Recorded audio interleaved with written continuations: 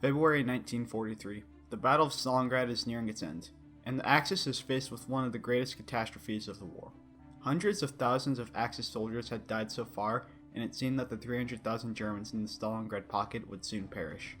This would prove to be a disaster that the Axis would not be able to recover from. However, across the Mediterranean Sea, an equally dire situation was developing for the Axis in Tunisia. 3 months prior, in November 1942, the North African front had temporarily collapsed. Since the Battle of El Alamein in October, the British 8th Army had been pursuing the German and Italian armies. On November 8th, an American and British force of 120,000 soldiers invaded French North Africa. They made short work of the weak Vichy French defenders and soon controlled all of Morocco and Algeria. The Allies' final goal, the city of Tunis, was less than 100 miles away and was virtually undefended. Victory seemed imminent, but there was a problem. The invasion force was spread out across 1,200 miles of North African coastline, and relocating to Tunisia would take time that the Allies did not have. Consequently, only 12,000 soldiers would be available for the run for Tunis. Ultra-decrypts led the Allies to believe that the Axis couldn't send more than 10,000 second-rate troops to Tunisia in a 2-week period. In reality, the Axis rushed 25,000 high-quality soldiers, including the 5th Parachute Regiment and the 10th Panzer Division. And for the time being, the Axis possessed air superiority and at times air supremacy, due to the fact that the Allies were forced to use rugged Algerian airfields hundreds of miles from the front, while the Germans could utilize modern airfields mere miles from the front. The Allies and the Axis first met at Medjez-Obab on November 19th. Over the next week, many skirmishes and small battles would take place across Tunisia. By the 25th of November, a company of Stuart tanks had reached Jedida, just 15 miles from Tunis, and raided a Luftwaffe airfield, destroying 20 planes. The next day, an attempt was made to take Jedida itself, but was repulsed with heavy losses. On December 1st, the Germans launched their own attack against Taborba with great success and were stopped just short of Medjez-Obab a few days later. On December 8th, Hans-Jürgen von Ardem was put in command of the newly formed 5th Panzer Army in Tunisia.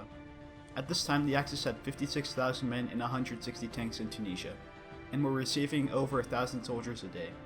At the same time, the Allies had 62,000 soldiers in Tunisia, but 30,000 of them were ill-equipped Frenchmen and another 12,000 were very inexperienced American soldiers. This disparity in forces, along with Allied supply issues and Luftwaffe air superiority, made any attempt to capture Tunis very unlikely. But the Allies did not give up hope. On the 23rd, the Coldstream Guards captured Longstop Hill. However, they were forced to abandon it on the 26th in the wake of strong German forces. At this point, it was clear that the Allies had lost the run for Tunis. The battle for Tunisia would not be a brief campaign, like the Allies had hoped. Instead, it turned into a long 6-month campaign that would cost tens of thousands of lives. By early January, the Tunisian front was more or less stable.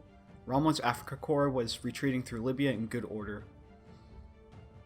His 85,000 men would soon link up with Arnhem's 65,000 men. By mid-February, the two armies had linked up. As of February 14th, the number of Axis soldiers in the Tunisian bridgehead had swelled to over 350,000 men. However, it is worth noting that only about 120,000 were true combat troops. To complement this, the Axis also had 241 guns and 431 tanks.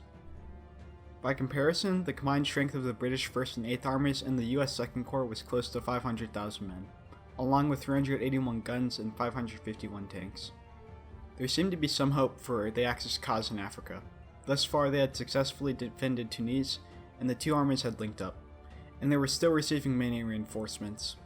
For some time, it seemed that a successful defense could be mounted. However, transporting an army and supplying an army were two very different things. Up until this point, the Germans were able to rely on the Italian Navy for transporting supplies to Africa. But 2.5 years of war had taken a devastating toll on the Italian Navy. By September 1942, half of the Italian fleet had been sunk. Between November 1942 and May 1943, 243 more Axis ships would be sunk in the Strait of Sicily. To fill the gap, the Germans would need to use transport aircraft to meet the demand.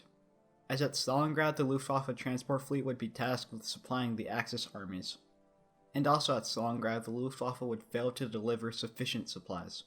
Rommel estimated that the bridgehead would need 140,000 tons of supplies per month to operate effectively, but received only half that in January and February combined. Arnhem and Rommel were more than aware of these issues. Both advocated for the total evacuation of Tunisia. Arnhem stated, "We cannot afford a second Stalingrad. Right now the Italian fleet could transport us back." Rommel also stated that the Axis cause in Africa was a house of cards. He fervently hoped that sober calculations would win over political dreams. Hitler would not listen. Hitler knew of the political implications of losing Tunisia. It was clear to him that if Tunisia fell, it could be enough to persuade Italy to surrender. Losing Tunisia would also open up the rest of the Mediterranean to Allied invasions. Hitler believed that holding the Allies at Tunisia would prevent an Allied invasion of Italy. Therefore, there would be no evacuation. Rommel and Arnhem had no choice. Rommel intended to make the most of the desperate situation and launch an attack against the inexperienced Americans with the goal of capturing the supply hub at Tebessa. He would then swing north, deep behind enemy lines, which would then force the Allies to retreat back deep into Algeria. This would significantly improve the overall situation for the Axis in Africa. On February 14th, the 21st Panzer Division, along with elements of the 10th Panzer Division, attacked at Sidi Bouzid, while Rommel's Afrika Korps group attacked towards Gafsa. The Americans were promptly crushed. The two battle groups quickly advanced and linked up at Kasserine Pass on the 18th. This is where the situation begins to deteriorate for Rommel. Since he was technically under the authority of the Italian High Command, he was obligated to follow their orders. The Italians believed that an attack towards Tebessa was too risky and ordered an attack on Spabiba instead, where many Allied units were located. This setback, along with Arnhem's refusal to give Rommel the entire 10th Panzer Division in the attack, meant that there was little chance of success. By the 22nd, the attack had been cut off. Tactically, the operation was a success.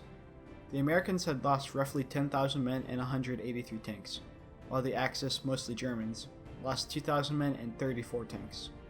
Operationally, the battle did little to improve the overall situation. By early March, the situation was continuing to deteriorate. 3 dozen more Axis ships had been sunk in the Strait of Sicily, and the transport fleet was taking appalling losses. Rommel attempted one more attack against the British 8th Army at Medellin. This was intended to delay the inevitable British offensive. Unfortunately for the Germans, ultra decrypts informed the British of the precise date, time, location, and size of the attack. On March 6th, 31,000 men, 215 guns, and 135 tanks of the severely understrength 10th, 15th, and 21st Panzer Divisions attacked the Duggan British, who had 300 tanks, 817 guns, and twice as many troops and aircraft as the Germans. The results were devastating. The Germans suffered 635 casualties and lost 52 tanks, over a third of their armor, while the British incurred just 130 casualties and lost 6 tanks. After this last setback, Rommel had no hope. 2 years in Africa had taken its toll on the commander. On March 9th, he boarded a plane at Sfax and left for Italy, never to return to North Africa again. The departure of the Desert Fox was perhaps symbolic of the hopeless situation in the Tunisian bridgehead that was continuing to get worse every day. Arnhem, who was now in command of the entire Army Group Africa, decided to launch one last spoiling attack against the US 2nd Corps at El Ghoutar. Like at Merth, the Americans were dug in and prepared. They had learned many lessons from Kasserine and would put up a stubborn defense. On the 23rd of March, the 10th Panzer Division attacked. The division encountered mines, anti-tank guns, and tank destroyers. The attack soon lost momentum, and 30 tanks were lost.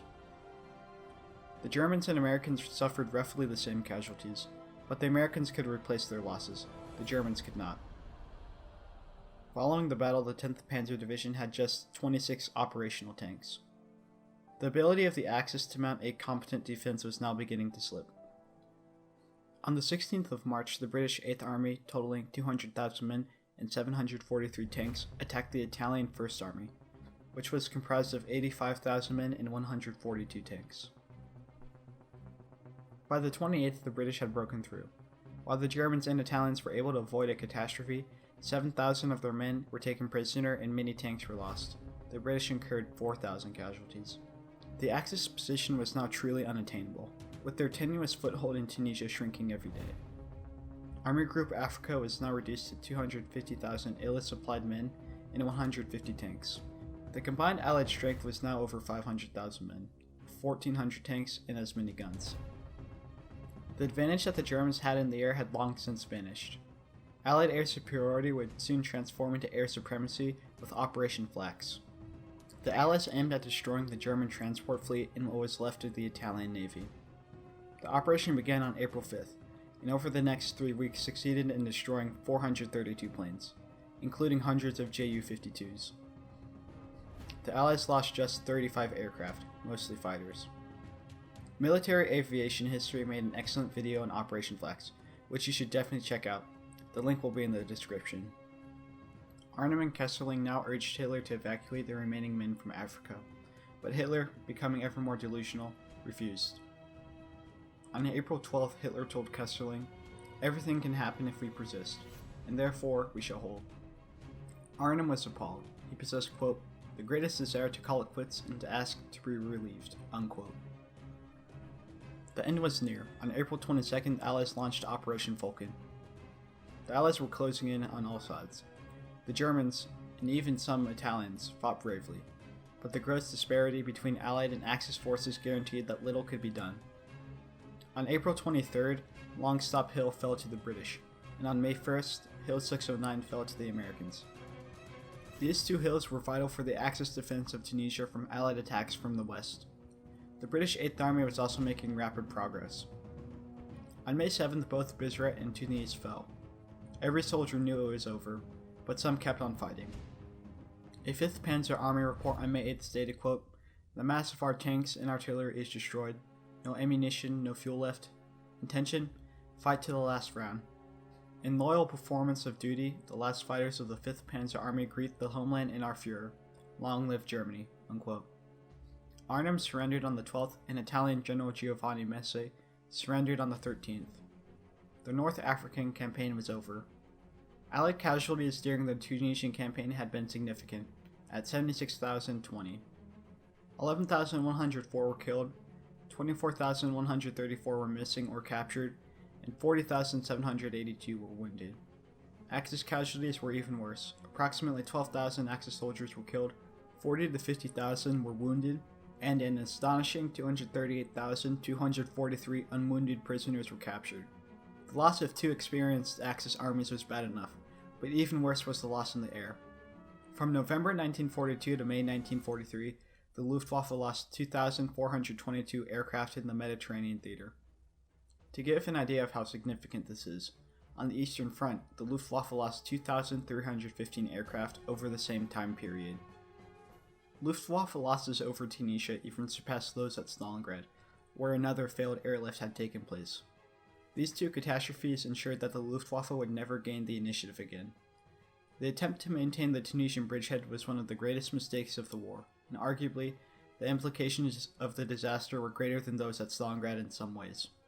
Had the Axis cut their losses and decided to evacuate North Africa months earlier, they would have been able to mount an even more formidable defense of Italy and possibly even throw the Allied invasion of Sicily back into the sea. Most importantly of all, they would have maintained a very capable air force, but instead, Hitler decided to commit to yet another battle of attrition that he could not win.